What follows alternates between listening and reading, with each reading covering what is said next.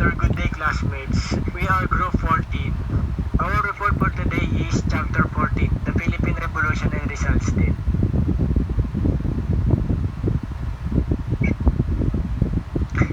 The Philippine Revolution. On July 7, 1892, when all hopes for a new spirit under the La Liga were gone due to Rizal's arrest and deportation to the Bitan. When the Katipunan was in the process of gaining membership in Manila, near the provinces of Batangas, Cavite, and Bulacan. In the historical development, Wenceslao Efrapana, the sworn enemy of Rizal in his fightings, identified Bonifacio as the alias in Rizal's El Filibusterismo. Rizal knew the seed grows. Before the outbreak of the Philippine Revolution, Dr. Pio Valenzuela, Andres Bonifacio and Emilio Aguinaldo had an agreement to consult Rizal on his position to the impending revolt and at the same time seek his advice on the matter. Dr. Valenzuela on June 15, 1896, ordered the ship SS Venus headed to Bitan.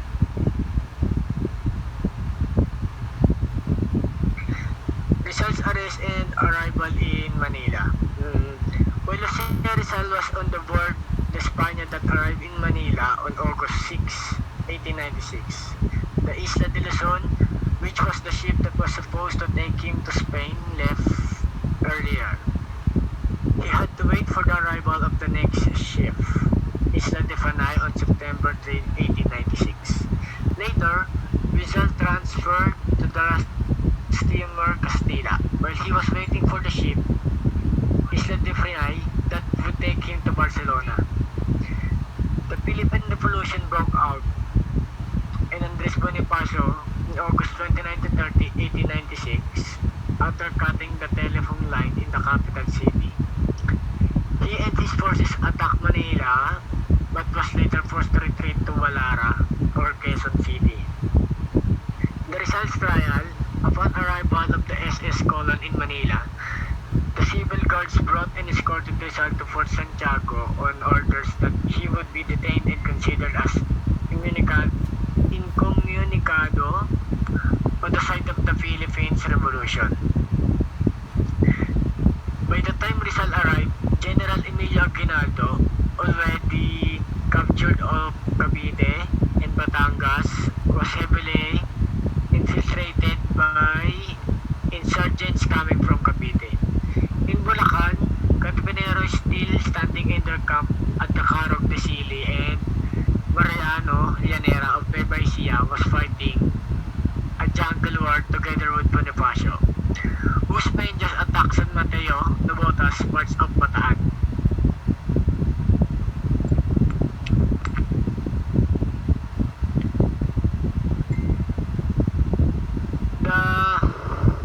The arrangement of Rizal's case. The act in question constitute the crimes of founding legal association.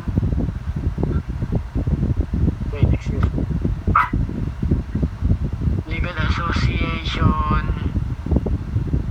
The act associations and of promoting or inducing to the commission of rebellion. The first being a necessary means for the execution of the second. The accused Dr. Jose Rizal stands guilty of both crimes in the capacity of principal agents. In the commission of these crimes, the fact that the criminal is a native must be considered an aggravating circumstance, there being no attenuating circumstances. On the side of Rizal, he and his lawyer gave the following summary of defense in answer to the government charge. Concerning the rebellion, I have nothing whatever to do with political affairs from 6 of July 1892 to June 1, 1896. On the later date, June 1896, being told by Don Pio Valenzuela that an uprising was being contemplated, I advise against it, thus made him sought amnesty from authorities. This is a proof that I had no dealings with anyone regarding political affairs. They exploited my name coolly and at the very last moment so to take by surprise. Why did they not get in touch with me earlier? Possibly because word had reached them that I was, if not contented, at least resigned in my place of exile, for I had refused to entertain any of the various proposals, which many people made to get me out. This explanation that he owned number of vessels and was permitted to take trips on surroundings villages, and Muslim friends having been thus, there were chances of escape that Rizal did not utilize, for he was obedient of his Spanish government orders.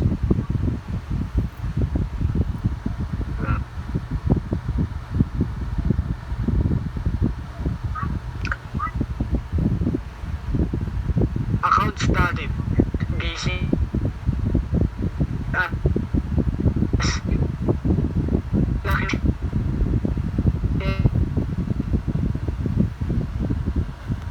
who knows were in hiding or fighting in the Philippines Revolution.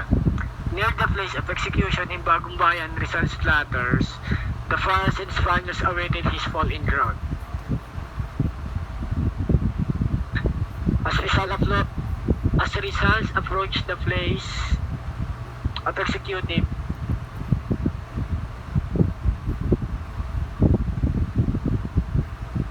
he had to down face the sky. This is the end of my report. Good evening, everyone. My name is Jubilin El Ando. My report is Rizal execution. The day before Rizal's execution, he consulted his mother and sisters.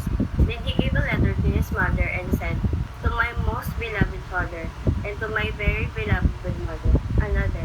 He gave Josefina a copy of Kempis, his with a dedication entitled, "To my dear and unhappy wife, Josephine."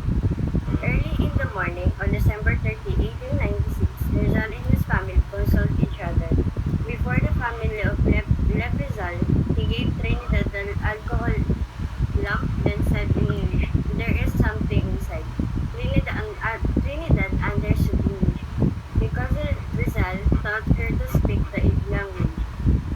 At 6:30 a.m., pickup soldiers was from Rizal dressed with black coat, hat, shoes, tie, and white t-shirt. He was also tied elbow to elbow and was perceived in the march with bugle and drum. The march of Rizal was filled with Filipinos and Spanish. Spectators has the party move passing past Paseo de Maria Cristina, now Bonifacio Avenue. While walking, Rizal said to his Jesuit, "Come, we are on the road to Calvary. I can will realize now the passion of Christ." Credibility of Rizal's retraction challenge. Historians and biographers of Rizal question his retraction to the depths of the way his Lucid fathers presented events. Next.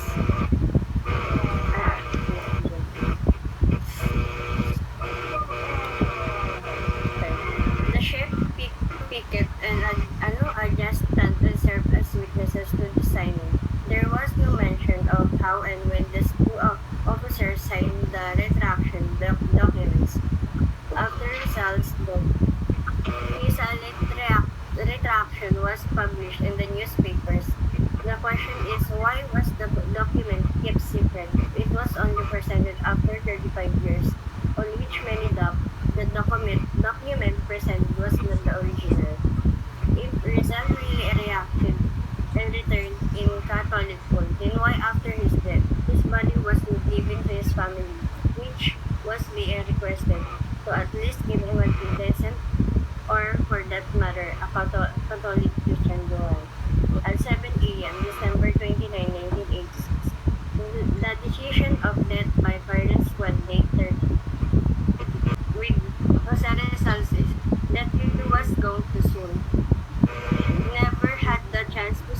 social cancer he is applied describing his two novels, The Nalimitangere and El Condicionismo, but to take into something more general, approaching controlling way of life, being that he could nothing against the reincarnated social cancer which continued. Born rich, Rizal had little touch with the daily miseries endured by the mass of Filipinos. During his time capable of furthering his studies, Rizal was the embodiment of the intellectual who firmly believed that the enlightened, no matter what race, as is above unreasoning prejudice. He died owning the revolution, but his death sounded the death knell to the colonial government of Spain in the Philippines. 2 years after Rizal's death, there was national euphoria with the opening of the Malolos Congress. Freedom and democracy was here to stay. The colonial crisis was finally over. The last poem of Rizal was entitled My Last Farewell, which we write while in Fort Santiago. This was his last message to the Filipino people about to be set free of Spanish bondage through their revolution. Farewell, dear fatherland. Climb of the sun, terrace pearl of the Orient seas are then lost. I gladly now I go to see the faded life's best, and work a brighter, fresher, or more blessed. Still would I give it king, nor counting comes.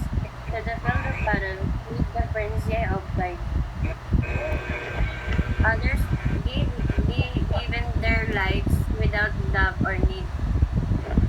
The place matters not cypress or laurel or lily white, scaffold up or open plain, combat or martyrdoms like. He is over the same to serve our own encounters need.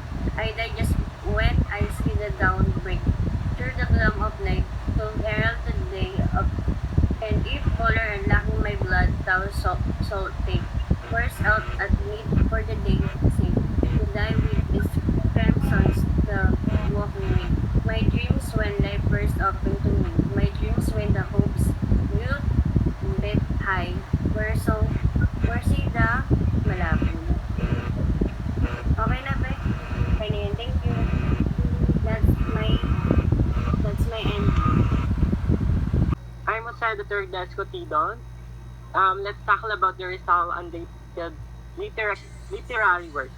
So, when Rizal was officially as the Filipino national hero of the Philippines, his literary and aesthetic work were collated starting from his first work to his last.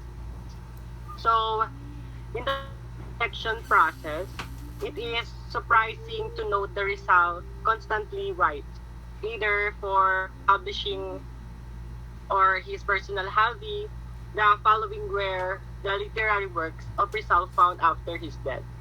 First, first example is the Al Niño Jesus, to the child Jesus, or in short. So, in this undated works of Rizal, he manifested his spirituality and love for the beliefs of Catholic religion. So, why have you come to earth, child God in the poor manager? So, para kay Dr. Jose Rizal, ang pinanggalingan ng pambansang bayani ng Pilipinas na binigas niya ang matinding pagtutol sa pag-abuso ng mga Espanyol at pagparating ng mga mensahe sa naasahan niyang makapagbibigay inspirasyon sa kanyang mga kababayan. At pinagsama niya rin ang kanyang pinakamahusay na mga gawa at natuklasan ang napailalim ang kahulugan sa likod ng mga ito.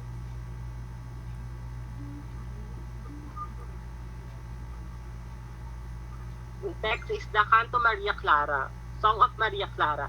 This poem is found in No Limitangere of Jose Rizal. Um, ito yung isa sa mga tula na naglalarawan ng kanyang damdamin at ina para sa kanyang ina sa Pilipinas. Ang kantang na ito ay kakaiba at kalulungkot habang huling saknong nawala ng pangunahin na mayroon si Rizal sa darating na wakas. Next is the El Gua El Fuego, or in short, Water and Fire. By Jose Rizal is a very short composition expert novel El Filiburismo. Chapter entitled Baho Karta. So, nabanggit sa kabanata ni Inisagad, isa sa maraming tauhan ng nobela, nang ipahayag niya ang ilang mga kairangan kay Simon Ibarra na nagkita sila sa barkong pupunta sa Laguna Bay. So this poem expresses the poet create passion. So pagsulong ng kanyang katutubong bansa. Next is the Amango Creator o Tonang Creator. So in this work that was named by modern Rizalists, Jose Rizal expressed his spiritually and love of country. That is my report. Thank you. Good morning everyone, I'm Simon Francesca M. San Pedro, and let's continue about Descutido has stated. So, the next one is Cervantes and Argamasilla de Alba. Means servant in Argamasilla de Alba. In this poem, Rizal gave tribute to Cervantes in his sufferings while in prison at Argamasilla de Alba.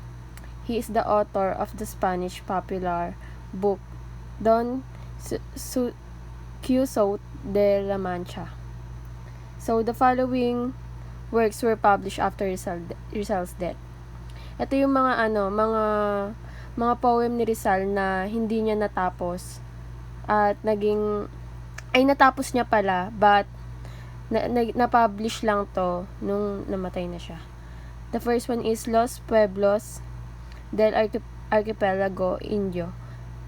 Means the people of the India archipelago. This works published The Independent on May 4, 1918. In this article, Rizal gave a general survey of the Malay peoples.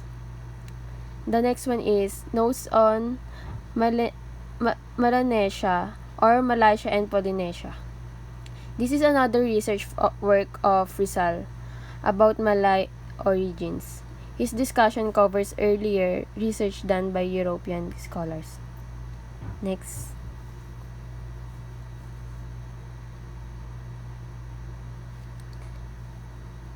So, the next one is next na be. Yan. Ito naman yung mga hindi na publish kasi hindi rin naman natapos ni Rizal na poem. Rizal's another unfinished novels. No title. It consists 44 pages. It was written when he was bound of Hong Kong. For Hong Kong, the hero of the novel was Kamandangan. Next is the title is Mamisa, which is a novel in Tagalog with only 2 chapters of 2 pages. Next title is Dapitan, and it was written in his exile in Dapitan, which is written in ironic Spanish. It consists of 8 pages.